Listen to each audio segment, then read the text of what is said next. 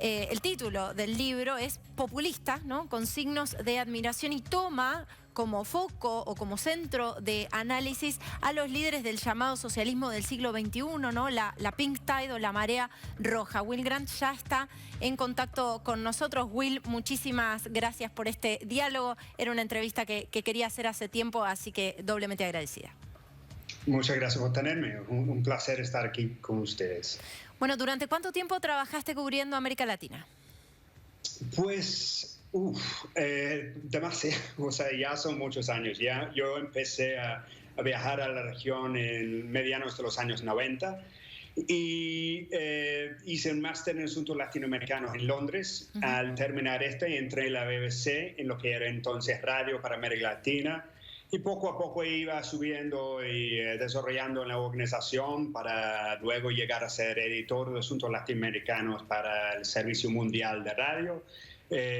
Y poco a poco corresponsal, primero en Venezuela durante los años de Chávez, México, y durante los últimos 6 años en Cuba y también en México, como moviendo entre los dos lugares y cubriendo un buen trozo de la historia y de la región. A ver, Will, voy a una pregunta muy, muy simple, ¿eh? ¿Qué es el populismo? Nada simple, de hecho, es ironía. Sí. ¿A qué se le llama populista? ¿Cómo se tipifica al líder populista? Sí, es como la pregunta obvia que me llegó a mí también, ¿no? O sea, ¿en qué estamos viendo? ¿Qué estamos viendo en la región? ¿Qué hemos visto no solamente en los últimos 5 años, sino los últimos 25 hasta 50, ¿no? Porque hay muchos líderes que se caracteriza de hombre fuerte, el individualismo por encima del partido, una especie de actor casi pseudo-religioso más allá de político, seguidores muy fieles en este sentido y ganas con un gran apoyo popular de cambiar la Constitución para perpetuarse en el poder en los casos más extremos. Hemos visto esto en varios casos, yo creo, y tienen estos elementos en común. Y lo que trata de hacer en el libro era mostrar que eso no es solamente muy común en la historia de América Latina, no es tan reciente como a veces pensábamos. Como también mostrar que estos líderes del llamado Pink Tide o Marea Roja sí que tenían grandes diferencias que yo encontraba que mis editores en la BBC o algunos lectores o algunos observadores como que no apreciaban, que quizás se pintaba absolutamente todo, a Chávez, a Evo, Lula, a Rafael Correa, hasta Fidel Castro, a Daniel Ortega, como monolítico, como toda la misma cosa. Y eso me parece un error muy grave que yo quise como desarmar un poco. Bueno, hay un saldo con 2 situaciones hoy de calamidad institucional muy, muy trágica, Venezuela y Nicaragua, ¿no?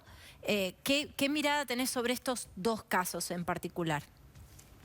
Específicamente viviendo en Venezuela, uno veía, no se pudo evitar el tamaño de Chávez y del chavismo. O sea, es un punto muy obvio de nuevo, pero viviendo ahí y durante, digamos, los años más fuertes de Chávez, un 2005 a 2008, 9, 10, Chávez estaba absolutamente intocable. Y él utilizaba este momento para realmente tratar de meter una revolución, un movimiento político, llamarlo como quiera, un partido que no se le iba a tocar en muchos años. O sea, ellos literalmente dicen, jamás volverán, ¿no? Como que eso es el mismo concepto, que ellos no quieren, que está tan blindado a cual especie de oposición que no se puede tocar.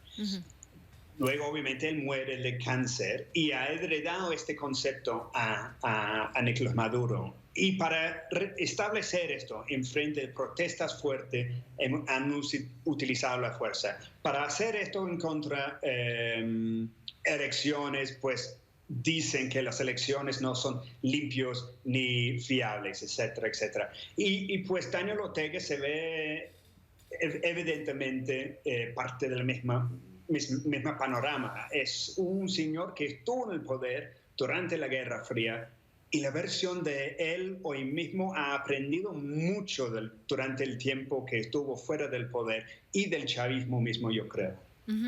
Bueno, vos decís algo, leía una entrevista donde hablas de la operación retórica del líder populista, que es yo soy el pueblo, tú eres el pueblo, entonces yo soy tú, digamos. Exacto. O si no estás afuera, digamos, o si no estás afuera, es imposible de concebirte si no te sentís identificado conmigo, ¿no? Exacto. Y es un lema, una idea política muy poderosa, ¿no? O sea, realmente es atractivo al votante. Tenemos uno de los nuestros en el poder, alguien que va a pensar en nosotros para variar. Y se entiende por qué es tan atractivo este concepto, no solamente en América Latina, aunque es particularmente en América Latina, sino lo estamos viendo en Europa, lo hemos visto en América del Norte, en Estados Unidos. O sea, es un concepto global. Lo que a mí me interesa es su manifestación en América Latina. Pero sí, es un concepto muy fuerte y no ideológico. Yo sí que he enfocado en la parte que yo he vivido como reportero, que son los últimos 2 décadas en América Latina. Pero traté de mostrar también que durante el proceso, hasta los años de dictadura también, se utilizaron este concepto para realmente aferrarse al poder, tanto la derecha como la izquierda en varios momentos. Will Grant es autor de Populista. Muchísimas gracias por esta entrevista, Will.